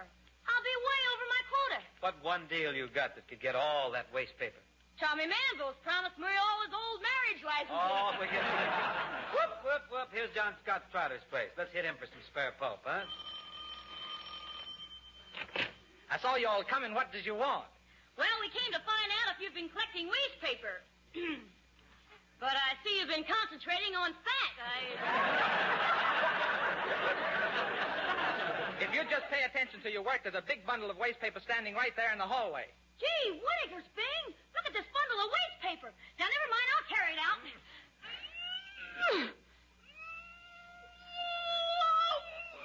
Put me down.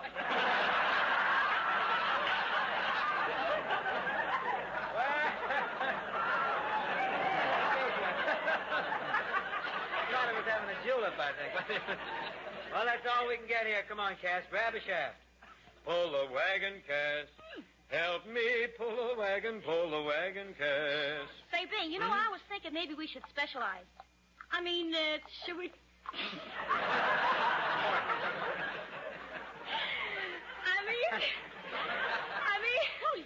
I mean, should we try for any particular kind of paper?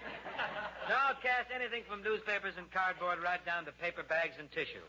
Tissue? Yes, tissue. Well, of course I have tissue. Come on, Mr. Dorsey, to be nice with you. Break it up. Spread out.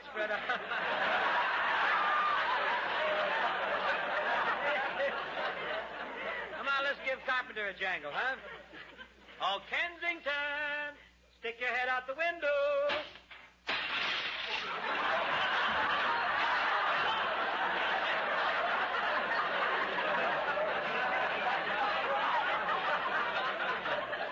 Very clean window. You should have opened that window. The falling glass could cut a man. Sorry. I'll open it now. Oh! Got his head caught. Say, won't you help me? You know I'm collecting waste paper. Yes, here's a pile of old Esquire magazines. Here, I'll throw them out to you. Well, gee, thanks. Gosh, these are... Hey, half the pages are missing out of these Esquires. What happened to them?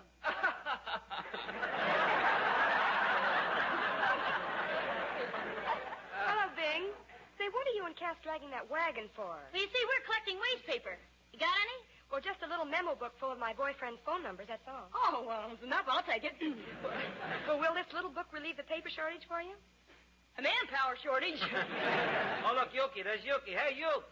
Help pull the load, huh? Hello, Bing. Say, that's an attractive horse you're pulling with. Thanks. I think you're kind of cute, too. What you doing? Collecting waste paper? Oh, my girlfriend threw me out of the house for collecting old magazines. Why? I took too many liberties. Oh, now, come on. You can give us a little paper. No, honest, I can't. See, I was going to write a book, but I turned in all the paper I had. What says you write a book? Yeah, I was going to write a book listing all the women who have loved me, but I haven't any paper. Well, here's a hunk of confetti. Cass is a wonderful war worker, huh, you? Listen, I even had a romance with an air raid warden. Oh, that I must hear. Well, that you've got to stick around and hear. I'm not going anywhere. I'm staying. I was strolling in the park just as it was getting dark when I heard the sirens moan. I ducked into a shelter, willy-nilly, helter-skelter, to find that I was not alone. There was someone next to me. And though neither one of us could see, we sensed each other close at hand. And there within the gloom of that little blackout room, I discovered the love I'd planned. He hugged me till the all clear came. He hugged me till the all clear came. He held my little hand. Oh, it felt so grand. Suddenly the all clear came. He loved me till the lights went on. I looked around and he had gone. Our story seemed to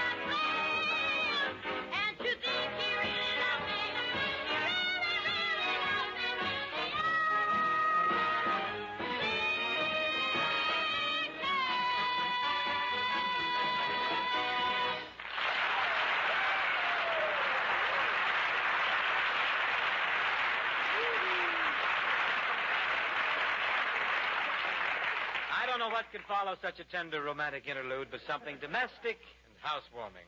Could we hear same, sir? Will there be a watch party at your house tomorrow night? When the bells ring in 1944, we'll all have our own prayers and thoughts and hopes for the historic year ahead. But as the midnight bells fade away, the lady of the house will have to quickly switch her thoughts to the kitchen, of course. Make the refreshments simple, wholesome, and easy.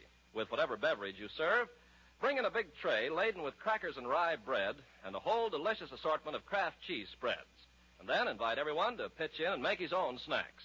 They'll love to pick and choose from the assortment you've made up out of the 9 Kraft varieties. The zestful Kraft spreads are Roca, Old English, Limburger, Relish, and Olive Pimento spreads. If you're letting the youngsters stay up for the party, you'd better include several of the deliciously mild Kraft spreads, too. They are Kraft American and Pimento American spreads, Kraft Pineapple spread, and Kraft Pimento. Remember, when you serve Kraft cheese spreads this way, there's scarcely any cleanup job to do after the guests go home. You've put out licking good snacks with practically no work at all before or after the party. So for tomorrow's grocery list, put at the very top an assortment of Kraft cheese spreads.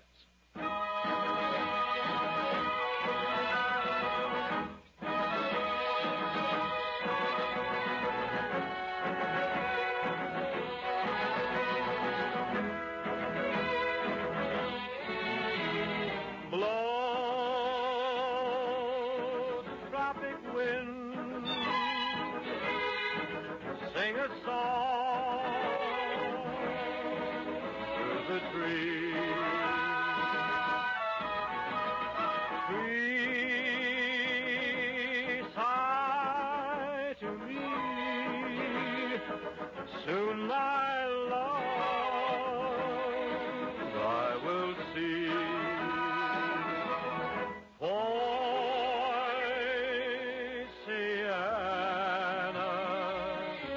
your branches speak to me of love. Pale moon is casting shadows from above. Poinciana, somehow I feel the jungle heat. Within me there grows a rhythmic savage beat. Love is everywhere, its magic perfume fills the air. To and fro you sway, my heart's in time I've learned to care. Poinciana,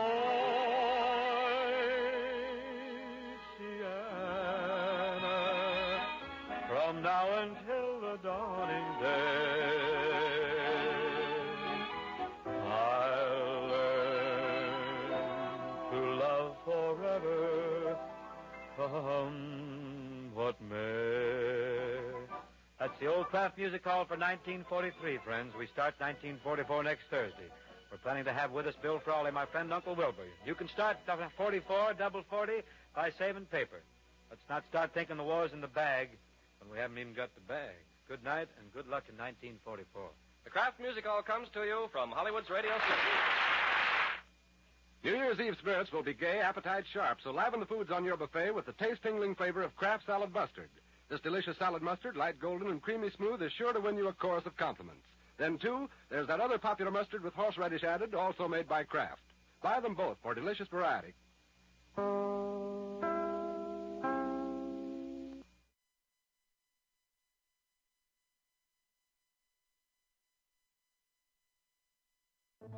Live from Studio 120 at Westfield Technical Academy, this is WCPC Channel 15 and 89.5 FM, WSKB Westfield.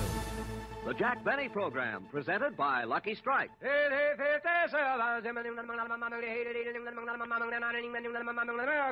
Front page news. In the nation's great tobacco markets, the famous Crosley poll has just finished asking independent tobacco experts, what cigarette do you smoke? Over 50% more named Lucky Strike than any other brand. Yes, by a 50% margin over any other brand, independent tobacco experts name Lucky Strike first choice.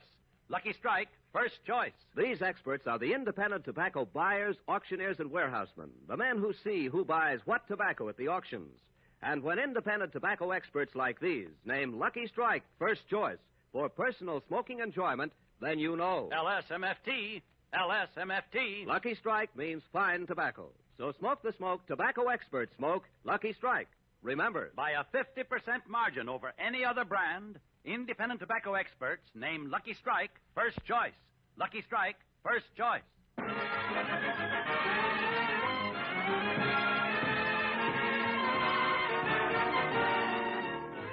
The Lucky Strike program starring Jack Benny with Mary Livingston, Phil Harris, Rochester, Dennis Day, and yours truly, Don Wilson.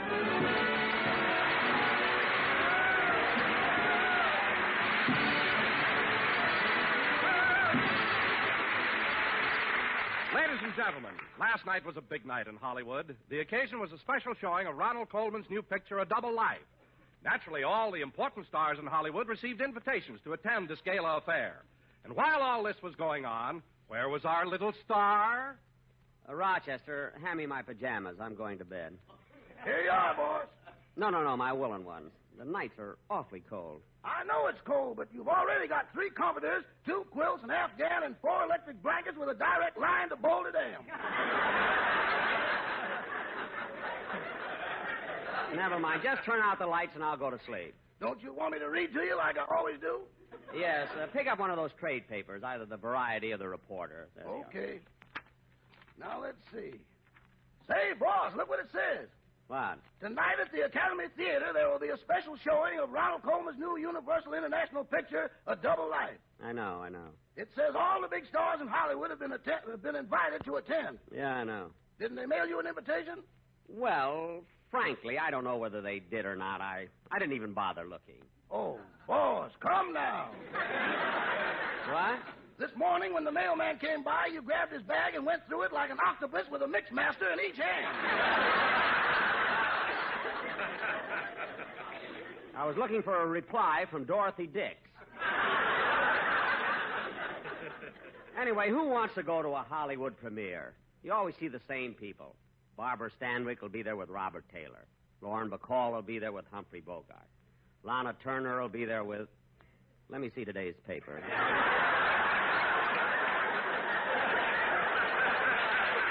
Anyway, Rochester, believe me, I'm not mad because I didn't get an invitation to the preview. As a matter of fact, if Universal Studios, if William Getz, the executive producer, if Ronald Coleman himself called me on the phone right now, I wouldn't go to that... I'll get it, Rochester, I'll get it. Hello? Is this Sam's Meat Market? No, it isn't.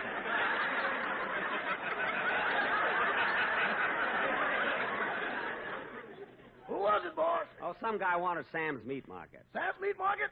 That's the new place down the corner. They're having a big opening tonight. They are? Didn't you get an invitation to that either? I wouldn't go if I did. You always see the same things. Yeah, liver will be there with bacon. Sirloin will be there Now, with... cut that out.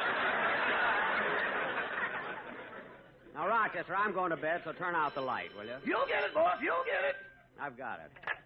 Hello? Hello, Jack. This is Mary. Oh, hello, Mary. I'm glad I caught you. I thought maybe you had already left to see Ronald Coleman's picture. No, Mary, I was supposed to go, but I don't know. When you've been a star as long as I have, you don't get excited about those things, you know. Gee, and I thought we could go together. No, Mary, I'm ready for bed. Oh, that's too bad. I have 2 tickets. What was that, Mary? What did you say? What did you say, Mary? I said I've got 2 tickets to Ronald Coleman's preview. Mary, just because you got tickets, you don't have to be so nervous about it. Look, I was ready for bed, but I wouldn't let you down, so while I get dressed, you jump in a cab and pick me up in 10 minutes. Okay, Jack. I may be a few minutes late. I want to stop off at the florist and get a corset. Good. While you're there, get one for yourself, too. I mean, come over as soon as you can. Goodbye. Rochester, I'm going to the opening. I knew Sam wouldn't let you down. Not the meat market. Now stop jabbering and help me dress. Hiya, Jackson. The door was open, so I came right in. Oh, hello, Phil. Where you going? Oh, I promised Mary I'd take her to a special showing of Ronald Coleman's new picture. No kidding, Jackson. You mean you got an invitation? I certainly did. That's why I'm putting on this tuxedo. You may not know it, Phil, but for the past 20 years, I've been rubbing elbows with the most important people in show business. From the looks of them sleeves, you must have been rubbing them pretty hard. All right, so it's a little thin around the elbows. Now, pardon me while I get dressed, will you? I'll help you, Jackson. While you're putting on your shirt, I'll button your shoes. Thanks, Phil. Oh, Rochester, hand me my wing collar, will you, please? Yes, sir. Uh-oh. What's the matter? You wear a size 15 and a half collar, and this is only a 14. Oh, that's all right. We can make it work. Put it on. Okay. Here's the collar button. Yeah, I got it. Now, hold still. Boy, this collar's really stiff. Yeah. Just a minute now. There, I got it. Yeah. How's that, boss? I guess it's all right, but it's so tight I can hardly...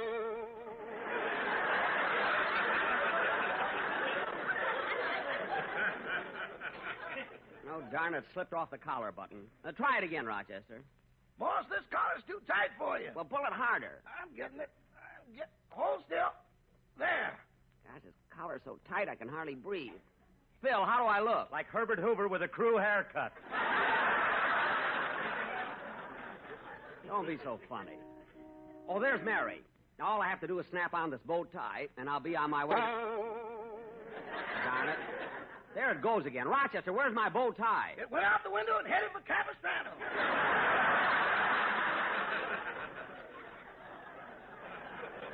Well, get me another one. Coming, Mary, coming. Phil, can I drop you off any place? No, Jackson, I'll stay here. I'm a little hungry.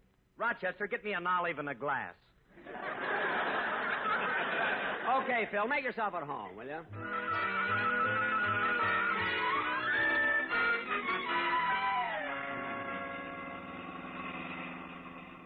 Say, Mary, don't look now, but ever since we've been riding in this cab, there's been a moving van following us. I know. What? So many times I've gone to the theater and found out I left the tickets on the piano. So this time I'm taking the piano with me. Say, you know, Mary, that's a good... Oh, quiet. You fall for everything. I've got the tickets right here. And the invitations, too. Well, let me see. Universal International cordially invites you to attend a special showing of A Double Life starring Ronald Coleman. Say, gee, they're beautiful invitations, isn't Here you are, folks. Academy Theater. Come on, Mary. How much is that, driver? $1.60.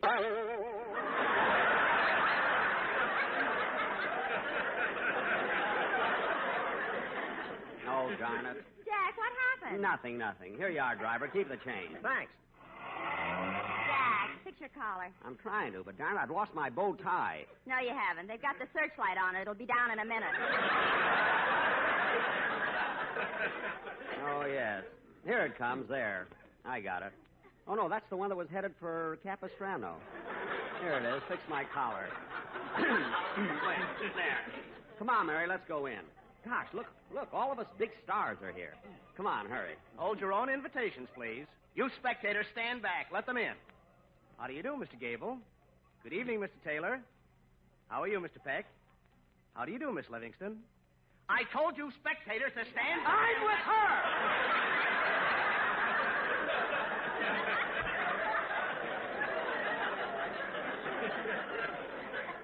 Oh, well, then go right in, mister.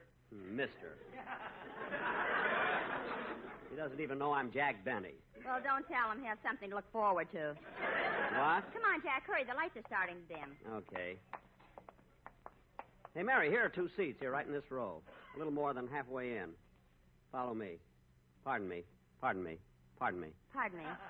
Pardon me. Pardon me. Pardon me. Pardon me. Pardon me. Oh, darn it, there's only 1 seat.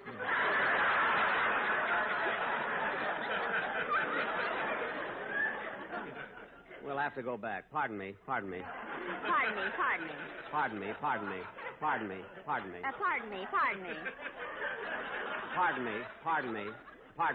Pardon me. Jack, come back. You went out the exit.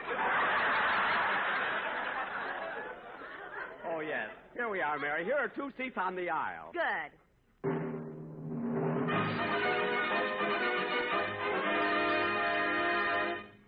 Gee, Jack, we just made it. The travelogue is coming on. Oh, yes. As the sun comes up over the famous Diamond Head in Honolulu, we pay another visit to that land of enchantment resting far out in the blue Pacific, the Hawaiian Islands. Well, Jack. Huh? It's me, Don Wilson. Oh, hello, Don. I didn't see you sitting behind me. Who are you with? Your quartet, the Sportsmen. Oh, good. And now let us pay a brief visit to one of the lesser-known islands, where we find Chief Huma Nukunuai and his people doing their native dance. Gee, this is good, isn't it, Mary? Jack. Don, I want to see this travelogue. Quiet back there. Yes, Don, quiet. You're disturbing the people. Jack, what a coincidence. The quartet has a commercial worked out that fits to the music they're playing. All right. But Don, not now. We're in a theater. Not now. Now? Good. Don. Go ahead, fellas. Very softly. Don, we're in the theater. I can't hear him.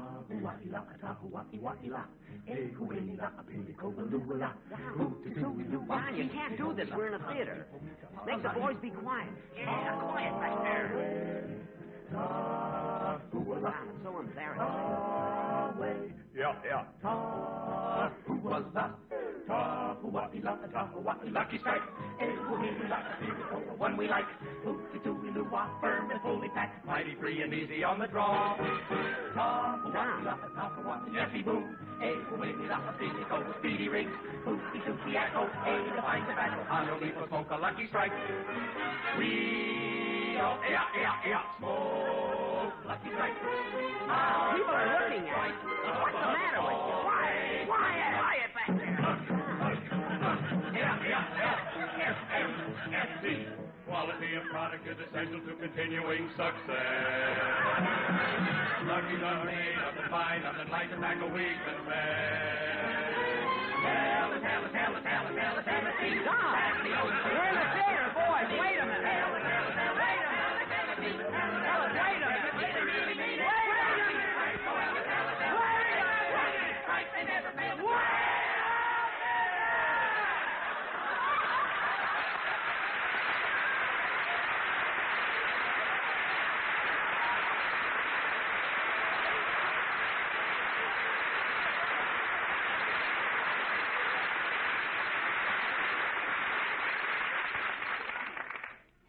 And now, amid the rays of the setting sun, it's with heavy heart that we say goodbye to Hawaii, home of the pineapple, where everybody is on the dole. Oh, Fitzpatrick, if you pull any more of those pineapple jokes, you'll get canned. How do you like that? He must be a friend of Phil Harris.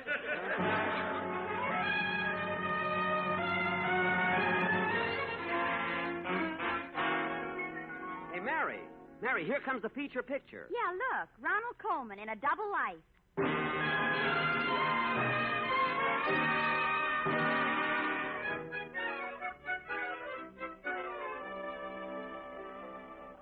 Gee, what a crowd. Hurry, Jack, or we'll never get out to the lobby. Okay. Gosh, Mary, that was one of the best pictures I ever saw. Yes, and it was such an appropriate title. A double life. Yeah. It really fits. Mr. Coleman was perfect as the Broadway star who was afraid to play a fellow. Well... Oh, fine. I suppose you could have played a fellow better than Ronald Coleman. No, Mary, I don't think the people would like me and Ronnie's part in the picture, but then, on the other hand, do you think the public would have liked Coleman and The Horn Blows at Midnight? They wouldn't have liked that picture with Eisenhower in it. I guess not. Say, Mary, isn't that Mr. and Mrs. Coleman over there? Ronnie and Benita? Where? There, just coming out of the theater. Oh, say, Ronnie.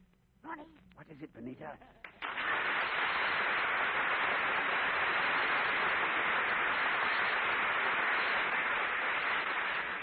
Say, isn't that Jack Benny over there? Where? Oh, for the love. Well, let's hurry, Benita. Perhaps he hasn't seen us. I think he has. He's coming towards us. Well, I've got an idea so he won't recognize me. Ronnie, stop. What are you doing with my hat? I'm going to wear it. Maybe he'll think I'm Tom Brenneman. Yes, but then you'll have to kiss him. Anyway, let's try and get rid of him quickly. I want to go to Ciro's and celebrate. All right, but don't create a scene. Be pleasant to him, and perhaps he'll go away. Yes, you tell me the same thing about your mother, and she's been with us for 20 years.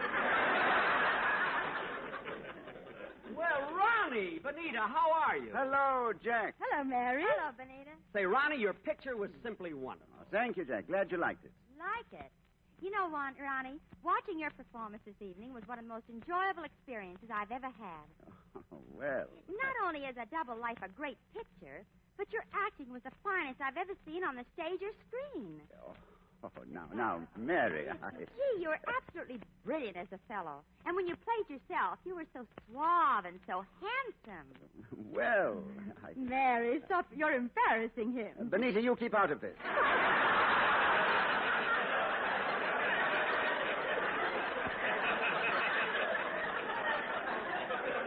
You know, Ronnie, my favorite scene in the whole picture was when you, as a fellow, accused your wife, Desdemona, of being unfaithful because you saw another man carrying her handkerchief.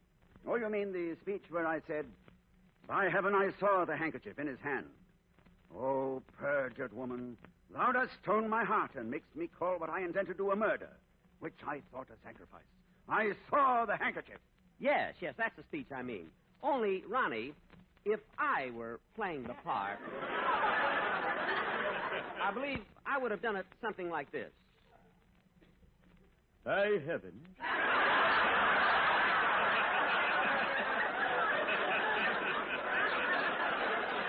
I saw the handkerchief in his hand.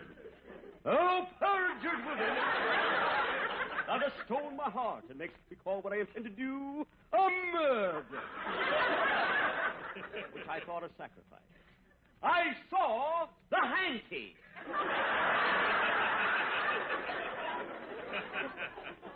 There, how did that sound? Wonderful. Phil Harris couldn't have read it better. He couldn't have read it at all. But, Ronnie, how can you say that? Let's get the depth of that last line. I saw the hanky. Oh, there goes my collar again. Where's my bow tie? I swallowed it. No, here it is on the sidewalk. Excuse me a minute. Where's my collar button? I knew I swallowed something. Well, I got another one here in my vest pocket. Oh, say, Ronnie, if you don't mind my talking about your picture again. Oh, not at all, not at all. Well, I've seen you in a lot of pictures, and I thought that in this one, you were... Well, thank you. No, let me finish. I thought that you were miscast. Oh. So you thought I was miscast? Yes. You see, in the picture, they have you turn killer and commit murder. And Ronnie, in real life, I mean, you couldn't possibly murder anybody. Oh, I don't know.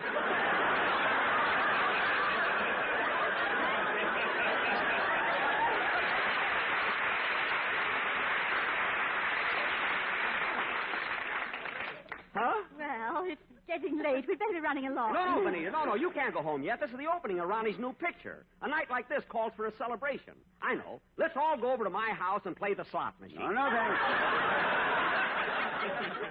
No, thanks. Benita and I are going to Ciro's. Goodbye. Wait a minute. Jack, it's getting kind of late. Maybe we ought to go home. Mary, we can't run off and leave the Colemans. They'll think I'm snubbing them. Now, we'll all go to Ciro's. Come on, everybody. Oh, taxi!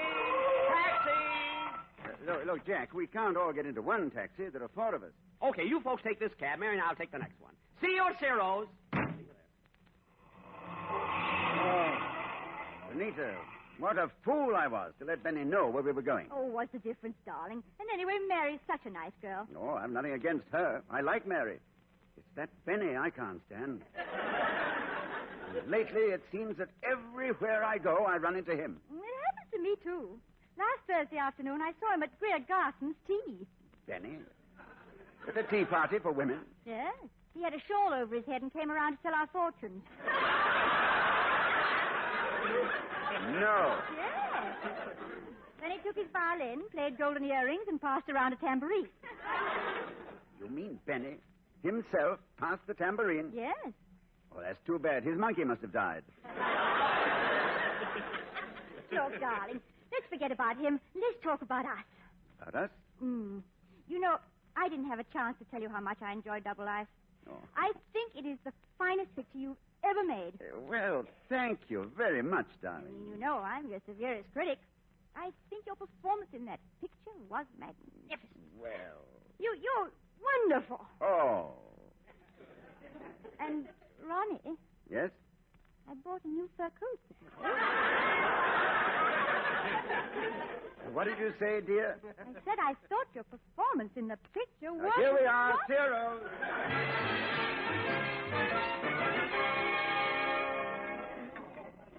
You're certainly lucky to get this ringside table. Yes, I hear they have a wonderful floor show. It was nice we all arrived together and no one was kept waiting. Yes. It was, wasn't it? Say, Jack, it's kind of chilly in here. Will you please get me my coat? Certainly, Mary. What about you, Benita? Is your coat checked? No, it's Persian lamb.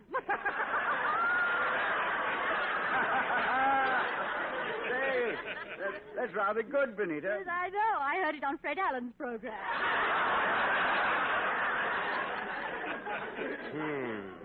Say, how about ordering our food so we'll be through eating when the floor show starts? All right, I'll call the waiter. Oh, waiter! Yes? Wait up. I have a shrimp cocktail, filet mignon rare, and asparagus. Very good, madame. I'll have a Caesar salad, lobster a la Newburg, and broccoli. Yes, madame. I think I'll have some consomme, prime ribs of beef, medium rare, and a baked potato. Yes, sir. And now, what about you, shoulders?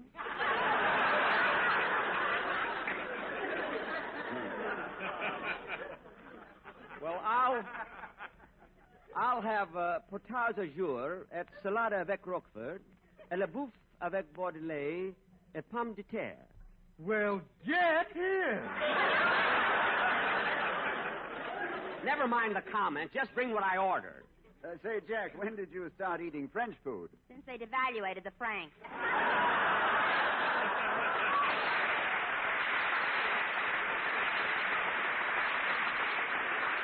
Mary.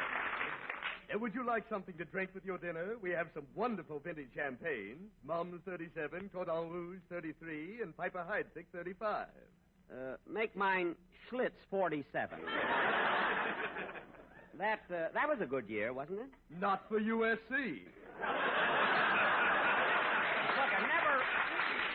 never mind the wisecracks. You ought to pay a little more attention to your job. Some waiter. Look at this tablecloth and the napkins.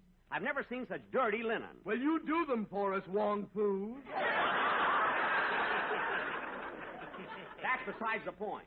I've never seen such a rude, impertinent waiter. I got a good mind. Stop raising your voice to me. What? Nobody asked you to come in here in the first place. You spoiled my whole evening. Well, that's the last straw. How about you and me stepping outside? This is Ciro's. We can do it right here.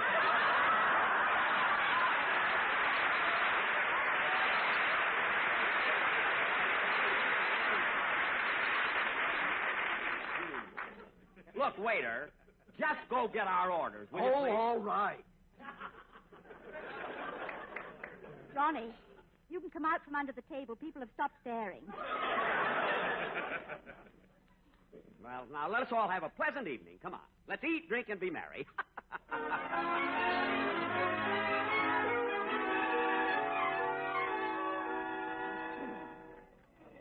Well, that was really a delicious dinner. Did you enjoy yours, Ronnie? Yeah, I certainly did. Waiter, give me the check, please. Oh, no, Ronnie. This is my little party. Oh, but after all, Jack, we're celebrating my new picture. I don't care. Waiter, don't listen to him. Give me the check. All right, but you'll hate yourself in the morning. Never mind. Give it to me. Thank you. Hey, Ronnie, this is the first time I've ever seen Jack pick up a check. I wonder what happened. Somebody must have spiked his slits. Waiter, give me your pencil. I want to check these items.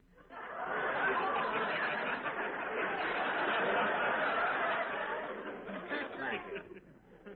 Now, let's see.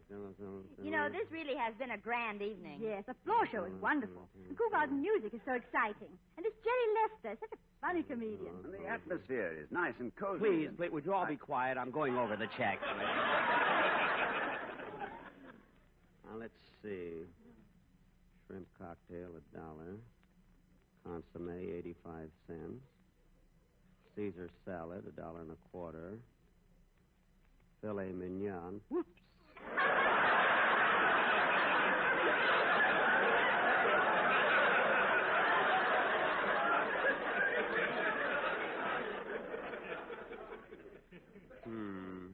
Lobster.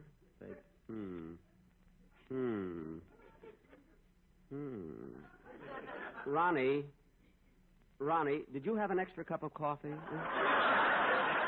No, Jack, I had milk. Well, where did this extra cup of coffee come from, waiter? You ordered it. I didn't order it, and I want it taken off the bill. Oh, Jack, please. Now, you keep out of this, Mary. Waiter, I'm not going to pay for this extra cup of coffee. I want to... Jack, let me pay the check. No, Ronnie, this is my party. Now, look, waiter, I don't mind paying for what we got. But I know that no one here had an extra cup of coffee. Oh, Jack, for heaven's sake. Now, have this bill corrected immediately. Ronnie, the orchestra's playing. Let's dance our way out the back door. All right. Benita, come quick. Hurry up. Now, what about it, waiter? You ordered the coffee and you'll pay for it. I ordered it, but I changed my mind and you took it back. Did you see me leave the table with it? Yes. By heaven, I saw the coffee in your hand. Oh, perjured waiter! What? Thou dost stone my heart and makes me call what I intend to do a murder. Well, which I thought a sacrifice. I saw the coffee. Oh, darn it, there goes my collar.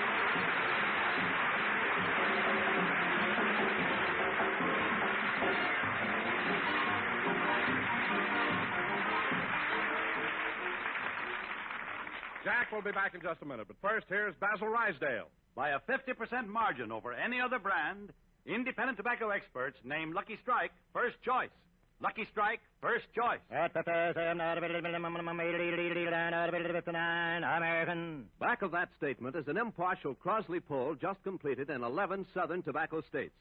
This famous, authentic research group reveals that when independent tobacco experts choose a cigarette for their own personal smoking enjoyment, over 50% more named Lucky Strike than any other brand. Yes, by a 50% margin over any other brand. Independent tobacco experts name Lucky Strike first choice. These are the tobacco experts, the independent buyers, auctioneers, and warehousemen who buy, sell, and handle tobacco at the auctions. Men like Mr. Sidney T. Curran, tobacco warehouseman of Oxford, North Carolina, who recently said, "At auction after auction, I've seen the makers of Lucky Strike buy fine tobacco that smokes up mild, cool, and fragrant. I've smoked Lucky's myself for 26 years. So for your own real, deep-down smoking enjoyment, remember, LSMFT, LSMFT. Lucky Strike means fine tobacco. So round, so firm, so fully packed, so free and easy on the draw. So smoke the smoke tobacco experts smoke. Remember, by a 50% margin over any other brand, independent tobacco experts name Lucky Strike first choice. Lucky Strike, first choice.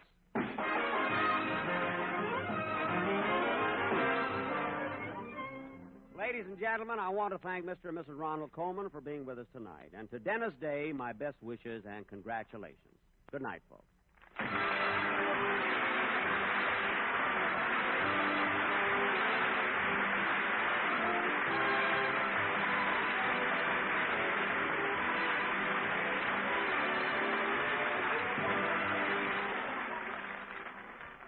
This is NBC, the national broadcasting company.